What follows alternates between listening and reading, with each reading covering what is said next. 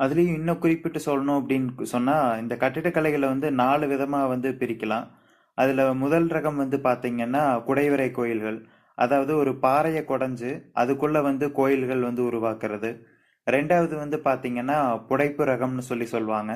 அதாவது இருக்கிற பாறையிலேயே வந்துட்டு அதுல இருக்கிற ஸ்டாச்சுஸ் எல்லாமே வெளியே ப்ரொஜெக்ட் ஆயிட்டு இருக்கிற மாதிரியான டைப்ல வந்துட்டு பண்ணியிருக்கிறது வந்து புடைப்பு ரக கோயில்கள் அப்படின்னு வந்து சொல்லி சொல்லுவாங்க.